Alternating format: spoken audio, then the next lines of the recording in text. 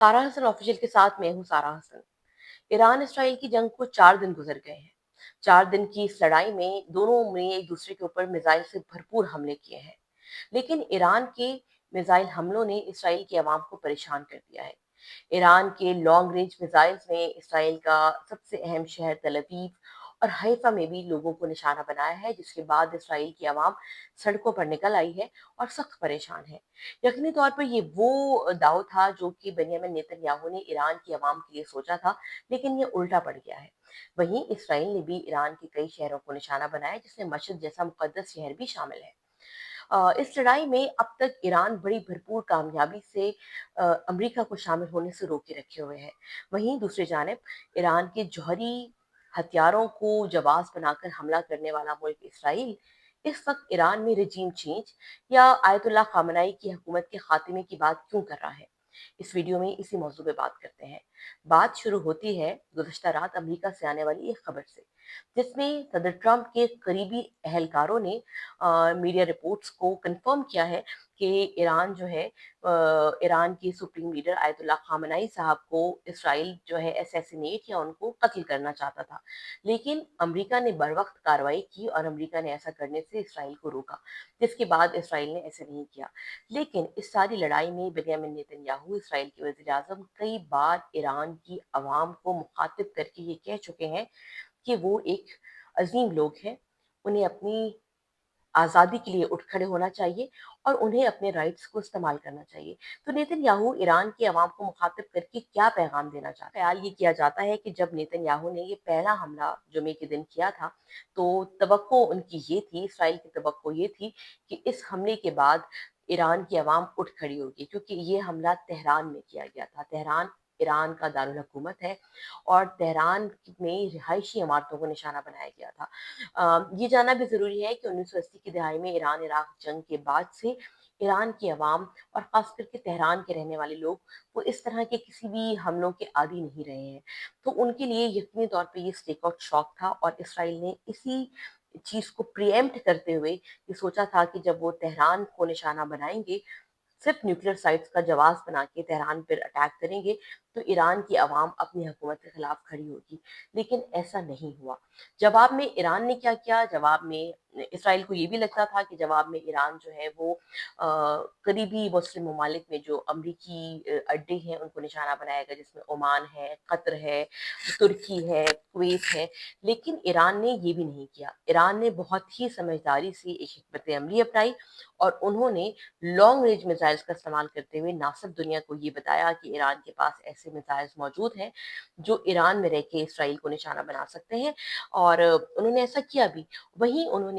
खित्ते में दूसरे इंटरेस्ट को नहीं छेड़ा, ताकि खित्ते में ईरान के जो दूसरे ममालिक हैं वो ईरान के खिलाफ उठ खड़े ना हो। तो ईरान की अब तक की ये जो दिफाई स्ट्रैटेजी है वो कामयाब रही है। ना ही ईरान ने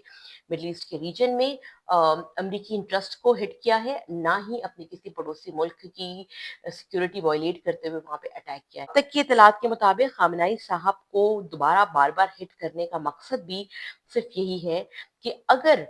किसी तरह से इसराइल आयतुल्लाह खामनाई को असैसिनेट करने में, टारगेट करने में कामयाब हो जाता है, तो फिर जवाबी तौर पर ईरान की जो अफ़वाज हैं, जो इनके पॉलिसी मेकर्स हैं, वो रिटेलिएट करेंगी और अमरीकी इंटरेस्ट को हिट करेंगे। जब अमरीकी इंटरेस्ट को वो रीजन में हिट करेंगे, तो अमरीका लामहला इस जंग में दाखिल होगा, अमरीका लामहला इस जंग में कूद पड़ेगा और यही कोशिश है अब तक नेतन्याहू की। अमरीका में भी एक बड़ी डायकॉटमी है। अगर आप देखें तो प्रेज़िडेंट ट्रंप जिन्होंने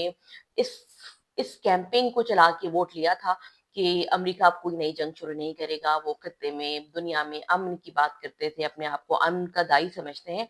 वो अभी भी अपने आप को ईरान और इसराइल की जंग से डिस्टेंस किए हुए हैं, फासले पर रखे हुए हैं और वो यही चाहते हैं और अभी भी उन्होंने यही ट्वीट की कि हम चाहते हैं कि ईरान और इसराइल जो है वो सीज़फायर कर लें और अपने बातचीत को मुज़ाकरात के ज़रिए हल करें। लेकिन साथ-साथ एक माइल्ड टोन में वो जो है वो धमका भी रहे हैं ईरान को। ये भी कहते हैं कि अगर उन्होंने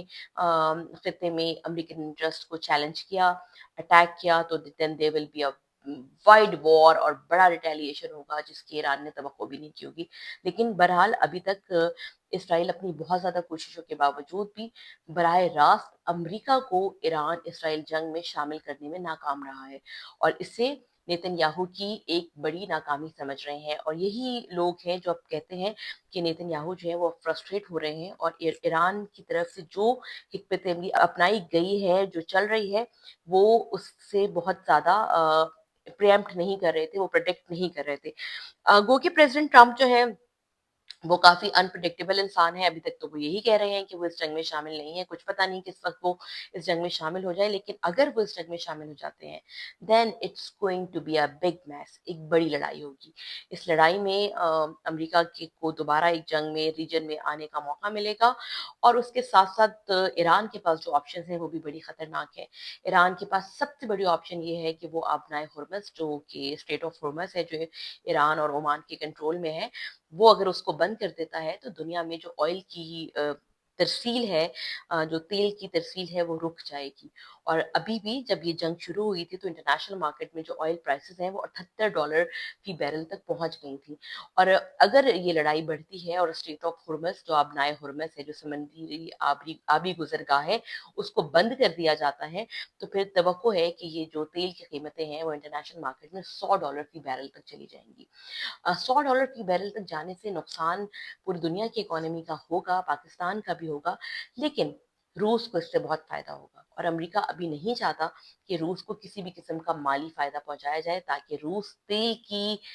زیادہ ہونے والی قیمتوں سے آنے والی آمدنی کو یوکرین کے خلاف جنگ پر استعمال کرے۔ وہیں اگر آپ تھوڑا سا غور کریں تو یورپی یونین اور جو تمام یورپی ممالک ہیں بشمول امریکہ اور کینیڈا بھی،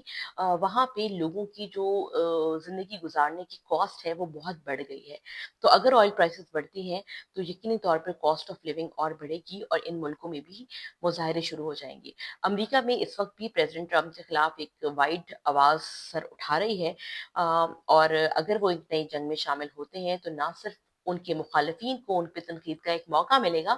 بلکہ جو ان کے حامی رہے ہیں، جنہوں نے الیکشن میں ان کو ووٹ دیا ہے، وہ بھی ان کے خلاف اٹھ کھڑے ہوں گے۔ تو چیزیں جو ہیں وہ بہت ہی ایک تھن اس میں داخل ہو گئی ہیں۔ تمام کارڈز جو ہیں اس وقت ایران کے پاس ہیں، کہ وہ اس لڑائی کو کیسے لے کے چلتا ہے، اور کنٹرائر ٹو دا پاسٹ، یعنی کہ ماضی کے مقابلے میں اس وقت اس لڑائی میں ایران کے ساتھ ساتھ سعودی عرب بھی شامل ہے، ترکی بھی اس کا ساتھ دے رہا ہے، اور خطے کے دوسرے ممالک پاکستان بھی ان کے ساتھ ہے۔ تو اسرائیل کے لیے ایک ٹف چیلنج ہے۔ اسرائیل کا شمار خطے میں ایک بدماش کے طور پر ہوتا ہے، جن جوہری ہتھیاروں کا کو جواز بنا کے ایران کے اوپر اٹیک کیا گیا ہے۔ اسرائیل کے پاس یہ جوہری ہتھیار بہت عرصے سے موجود ہیں، نان ڈکلیئرڈ، یعنی کہ IAEA کو انہوں نے کبھی نہیں بتایا کہ ان کے پاس اٹامک ویپنز ہیں، لیکن دنیا کو سب کو پتا ہے کہ اسرائیل کے پاس نیوکلیر بامز ہیں اور وہ جوہری توانائی حاصل کر چکا ہے، لیکن آج تک اقوام متحدہ سمیت کسی بھی ایجنسی کی یہ جرت نہیں ہوئی کہ اسرائیل میں جا کے وہ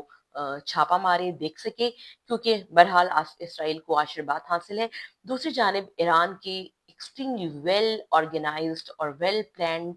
میزائل پروگرام نے دنیا کو اور مشرق وسطیٰ کو حیران کر دیا ہے۔ تو لڑائی جو ہے وہ ایک اہم موڑ میں داخل ہے، اور بہت نظر رکھنی ہے کہ اس میں امریکہ کی موو کیا ہوگی اور خطے کے دوسرے ممالک کیسے ریئیکٹ کرتے ہیں۔ چینل کو لائک کیجیے، سبسکرائب کیجیے، ویڈیو پسند آئے تو شیئر کیجیے۔